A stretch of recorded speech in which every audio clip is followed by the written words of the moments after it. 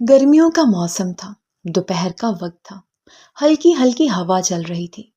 وہ سب حویلی کے پچھلے گارڈن میں بیٹھی ہوئی آموں کے ساتھ انصاف کر رہی تھی۔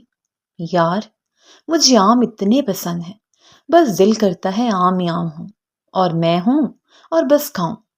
وہ آموں کی پلیٹ اپنے سامنے رکھتی ہوئی بولی تھی، جبکہ سب اس کے اس پاگل پن پر اسے دیکھ کر نفی میں سر ہلا گئی تھی۔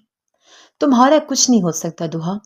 اور دوہا انہیں گھور کر رہ گئی تھی جب اچانک گاڑیوں کے ہارن کی آواز آئی تھی۔ اوہ! سب جلدی سے اٹھیں اور پچھلے دروازے سے اپنے اپنے کمروں میں جا گھسیں کہ ڈانٹ نہ پڑ جائے کہیں، مگر دوہا آہستہ آہستہ چلتی ہال میں داخل ہوئی تھی اور کچن میں گھس گئی تھی، اور جلدی سے پانی کا گلاس لیے وہ کچن سے نکلی اور سامنے صوفے پر بیٹھے سردار وحاج سلطان کو دیکھا، جو کہ اپنا سر صوفے کی ٹیک سے لگائے آنکھیں موندے بیٹھا تھا۔ پانی! اس نے اس کے سامنے پانی کیا تو وہ آنکھیں کھولتا پانی تھام گیا تھا۔ کھانا لاؤں آپ کے لیے؟ اس نے پوچھا تو وحاج نے آنکھیں کھول کر اپنے سامنے کھڑی دوحہ سلطان کو دیکھا، جو اس وقت پرپل فراک اور پلازو پہنے سر پر دوپٹہ لیے وہ بڑی بڑی آنکھوں والی لڑکی، اس کی رنگت نکھری نکھری سی لگ رہی تھی، مگر اس کے گال ہر وقت سرخ رہتے تھے، پنکھڑیوں جیسے لب، گھنی پلکیں، وہ خوبصورت تھی، یہ ماننے میں کوئی آر نہیں تھی۔ اس نے نام میں سر ہلایا تو وہ کچن کی طرف بڑھ گئی۔ جب واپس باہر آئی تو وہ اپنے کمرے میں جا چکا تھا۔ وہ اس کے اس رویے پر دل محسوس کر رہ گئی تھی۔ وہ ہر بار ایسا ہی کرتا تھا۔ وہ دوحہ میر سلطان کو ناپسند کرتا تھا۔ اس کا لہجہ ہر کسی کے ساتھ کتنا نرم ہوتا تھا، اور دوحہ میر سلطان کے ساتھ برف جیسا ہو جاتا تھا۔ اسے شاید ناپسند تھی دوحہ میر، اور دوحہ میر سلطان کو اس کے دل کا حال وہ اور اس کا خدا جانے۔ وہ بھی اپنے کمرے کی طرف بڑھ گئی۔ کمرے میں آتے اپنے اپنے لمبے بال کھولے اور شیشے میں انہیں دیکھنے لگی تھی۔ اس کے بال کمر سے نیچے تک آتے تھے۔ اس کے بال اس کا عشق تھے۔ وہ اپنے بال کبھی نہیں کاٹتی تھی۔ پھر اپنا سادہ سا جوڑا نکالا اور پھر کمرے میں لائٹ آف کر کے پورے کمرے میں اندھیرا کیا اور اے سی کو چلایا، جو کہ نہ چلا۔ چلتا کیسے؟ وہ تو خراب تھا کب سے۔ پھر اپنے پنکھا چلایا اور اپنے سنگل بیڈ پر جا کر لیٹ گئی تھی، اور کچھ دیر بعد وہ سو چکی تھی۔ بابا، ہم اس یونی ٹرپ پر ضرور جائیں گے، ہمیں نہیں پتا، آپ اجازت دے دینا۔ وہ کب سے اپنے بابا کی منتیں کر رہی تھی، جو کہ کسی بھی صورت میں اپنی بیٹی کو خود سے اتنی دور نہیں بھیجنا چاہتے تھے۔ دیکھیں دلربا، ہم آپ کو خود سے اتنی دور نہیں جانے دینا چاہتے۔ جب اچانک اسٹڈی روم میں میر داخل ہوا تھا۔ کیا ہوا تایا جان؟ دل کو کیا چاہیے؟ مجھے بتائیں، میں لا دیتا ہوں۔ دل اسے دیکھ کر چہرہ پھیر گئی تھی۔ میر کے دل کو کچھ ہوا تھا۔ کیا وہ اس سے ناراض تھی؟ دل! اس نے اسے پکارا تو دل نے کوئی جواب نہ دیا تھا۔ میر، یہ ناران جانا چاہتی ہیں ٹرپ پر یونی کے ساتھ، جبکہ ہم انہیں خود سے اتنا دور نہیں بھیج سکتے۔ وہ میر کو دیکھتے ہی بولے تھے، جبکہ وہ بھی اتنی دور کا سن کر حیران ہوا تھا۔ دل، آپ… اس سے پہلے کہ وہ کچھ کہتا، دل کی آنکھوں میں آنسو دیکھ کر وہ چپ ہوا اور پھر تایا جان سے بولا، مان جائیں تایا جان، کچھ نہیں ہو جاتا۔ اس سے پہلے کہ وہ کچھ کہتے، دل باہر نکل گئی تھی روتی ہوئی۔ وہ تایا جان کو منا کر اب دل کے کمرے میں آیا تھا، جو کہ بیڈ پر پڑی بری طرح سے رو رہی تھی۔ دل! اس نے اسے پکارا مگر وہ انسنی کر گئی تھی۔ دل! دل! میرے دل! ادھر دیکھو۔ یا رو مت، کیوں اپنی آنکھوں سے قیمتی موتی ضائع کر رہی ہو؟ یہ آنکھیں رونے کے لیے نہیں بنی۔ خاموش ہو جاؤ، میں نے تایا جان سے اجازت لے لی ہے۔ وہ اس کے پاس بیٹھتا پیار سے بولا تھا۔ ایک تو وہ اس سے پہلے بھی ناراض تھی، اور اب وہ مسلسل رو رہی تھی۔ میر کے دل کو کچھ ہو رہا تھا۔ دل! اس نے بے بس ہو کر پکارا تھا۔ ختم کر دی ہے محبت کی داستان تم پر، دل پر تمہارا نام لکھ کر قلم توڑ ڈالا۔ آج کتنی میٹنگز ہیں؟ وہ چلتے ہوئے اپنے سیکٹری سے پوچھ رہا تھا۔ وہ مضبوط توانا مرد، جو اس وقت وائٹ شلوار قمیض میں ملبوس تھا، کندھوں پر گرے شال لیے، کالے بال، کالی آنکھیں اور پیاری سی داڑھی، جو کہ اس کے چہرے پر چار چاند لگا رہی تھی۔ وہ گوری رنگت کا حامل مرد بہت خوبصورت تھا۔ جب بھی کہیں سے گزرتا، ہر کوئی اسے مڑ کر ضرور دیکھتا تھا۔ وہ تھا جو اتنا ہینڈسم۔ سر، آج ایک میٹنگ ہے، اور باقی ویسے بھی ہفتے کو کوئی زیادہ کام نہیں ہوتا۔ جبکہ اس کی بات سن کر وہ سر ہلا گیا تھا، اور لفٹ میں داخل ہوتے اب وہ اپنے فون پر بزی ہو گیا تھا۔ پھر وہ لفٹ رکنے پر اپنی گاڑی میں بیٹھا اور احمر کو یہ کہنا نہ بھولا تھا، آج کی میٹنگ کینسل کر دو، جبکہ احمر ارے سر ارے ہی کرتا رہ گیا تھا اور وہ گاڑی زن سے بھگا لے گیا تھا۔ گاڑی میں بیٹھتے اس نے ایک کال ملائی تھی اور فون سپیکر پر ڈالا تھا۔ ہاں شیرو، میں گھر جا رہا ہوں ابھی، جبکہ آگے سے کچھ کہا گیا تو وہ کہکا لگا گیا تھا۔ اچھا چلو صحیح ہے، تو اس نے کال کاٹ دی تھی۔ 1 گھنٹے کے سفر کے بعد اس نے اپنی منزل کے قریب ایک باغ کے باہر گاڑی کھڑی کی اور اندر چلا گیا۔ وہاں ہر طرف سبزہ ہی سبزہ تھا، ہر طرح کے پھول اور پھل لگے تھے۔ سامنے ایک کافی بڑا سا درخت تھا جس کے ایک مضبوط تنے کے ساتھ پینگ باندھی گئی تھی اور اس کی رسیوں پر پھولوں کی ویل سجی تھی۔ پورا جھولا یوں لگتا تھا جیسے پھولوں سے سجایا گیا ہو۔ وہ مسکرایا تھا، ایک محبت بھری مسکراہٹ۔ پھر وہ چلتا چلتا اس جھولے کے پاس آیا تھا اور آنکھیں بند کی تھیں، یوں جیسے کسی کی خوشبو محسوس کرنا چاہے ہو، مگر پھر وہ آنکھیں کھول گیا تھا۔ شاید وہ اپنی مرضی کی خوشبو نہ محسوس کر سکا تھا۔ اس کے لب واہ ہوئے اور اس کے سحر طاری کرتی آواز گونجی تھی وہاں۔ تمہاری خوشبو کا میں دیوانہ ہوں، تمہاری خوشبو میری پسندیدہ خوشبو ہے، تمہاری خوشبو محسوس کرنے کے لیے بہت تڑپا ہوں، مگر اب اور نہیں۔ عزیزم اب تمہیں وامق سلطان کی قید میں آنا ہوگا، اور میرے عشق کی تپش اتنی ضرور ہے کہ وہ تمہارے دل تک بھی پہنچے۔ اور پھر وہ مڑا اور وہاں سے نکلتا چلا گیا۔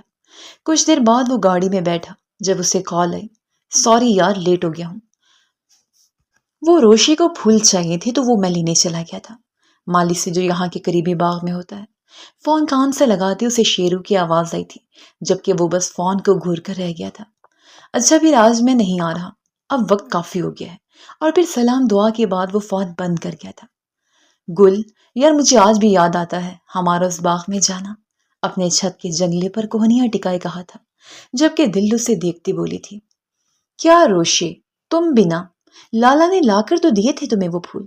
جبکہ اس کے بعد سنتے روشا نے دھندلی ہوتی آنکھوں کو آسمان پر ٹکاتے دل میں سوچ رہی تھی، مجھے وہ باغ میں موجود انسان یاد آتا ہے، اس کی وہ ساحر آنکھیں، اس کی وہ وائلن کی دھن یاد آتی ہے، وہ اس کا بات کرنے کا انداز، وہ اس کا چہرہ یاد آتا ہے، مجھے تو وہ باغ والا یاد آتا ہے۔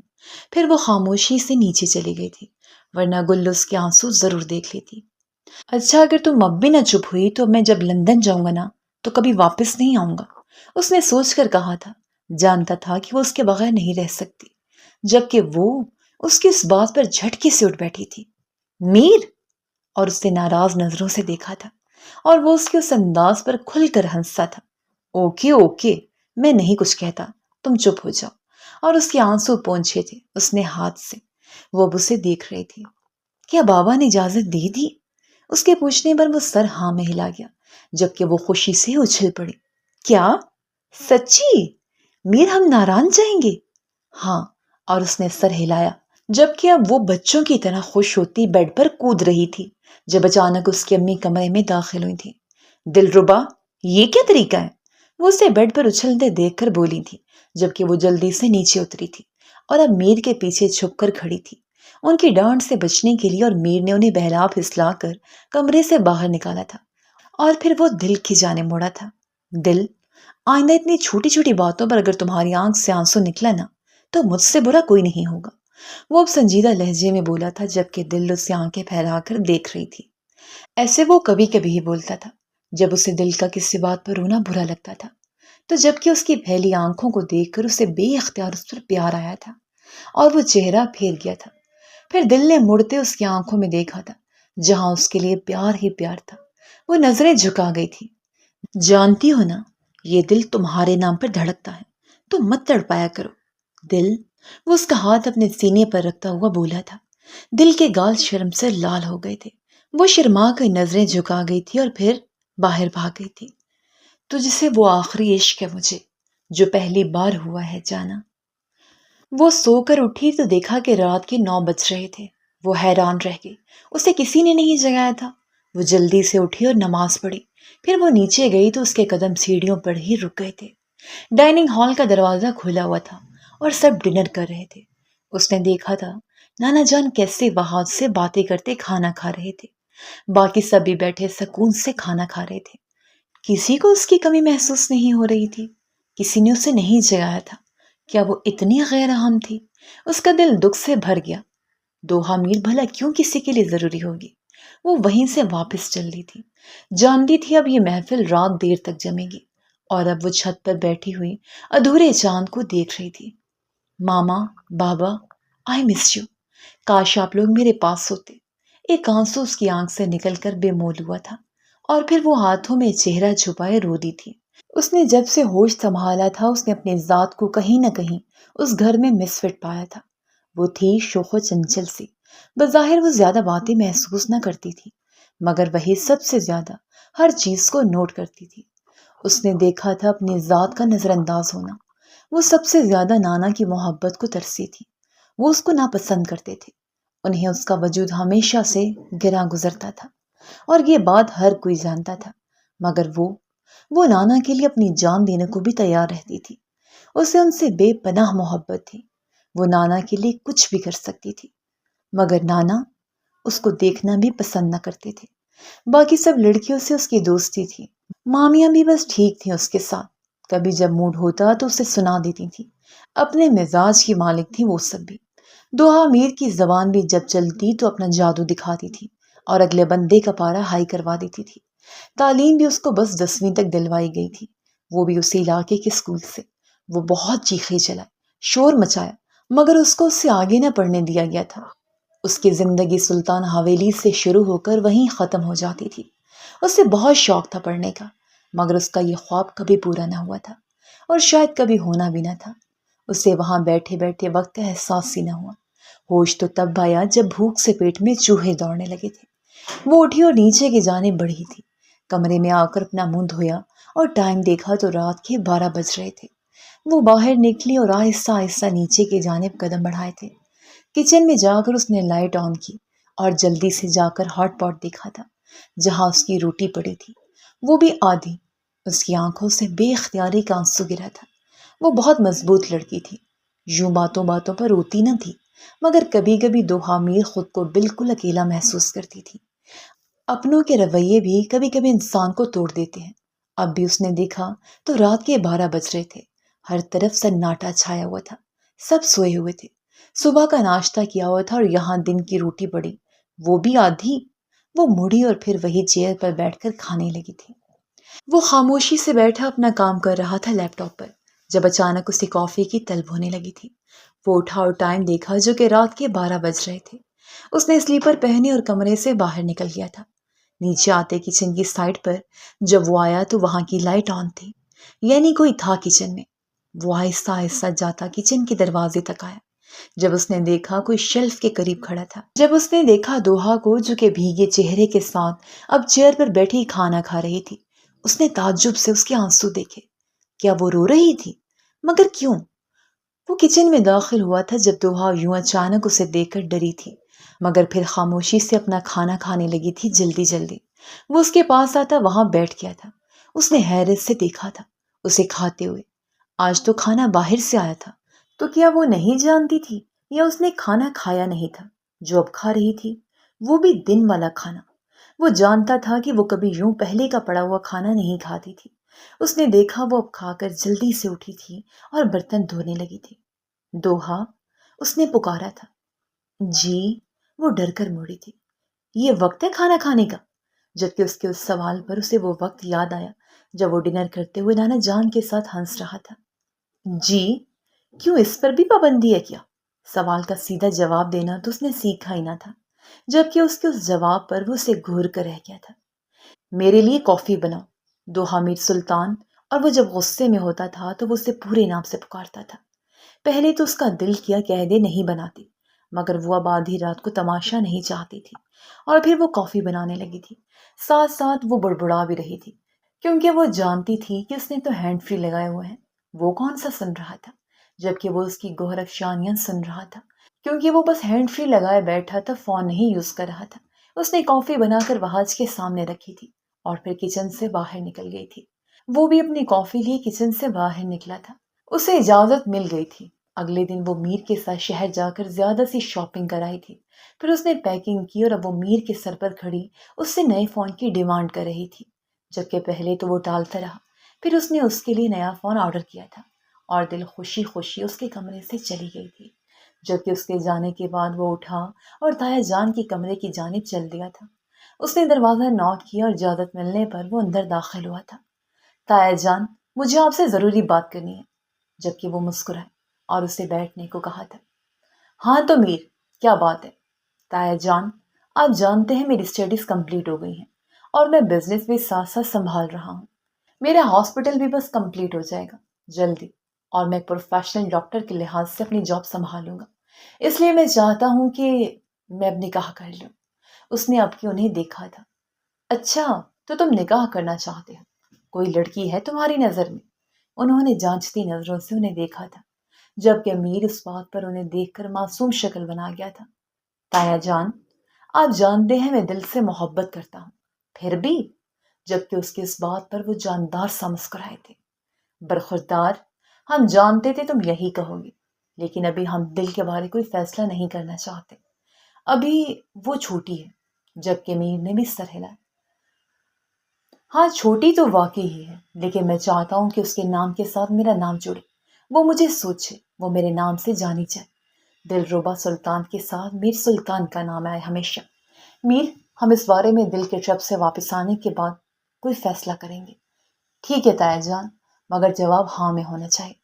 میر نے ان سے کہا تھا تو وہ مسکرائے تھے اور پھر بولے تھے، میر، تم ہمارے بیٹوں سے بھی زیادہ ہمیں عزیز ہو، فیصلہ تمہارے ہی حق میں ہوگا۔ اوکے، تو اب حیدر تیمور، تم شرط ہار گئے ہو تو تم کو ہماری بات ماننی ہوگی۔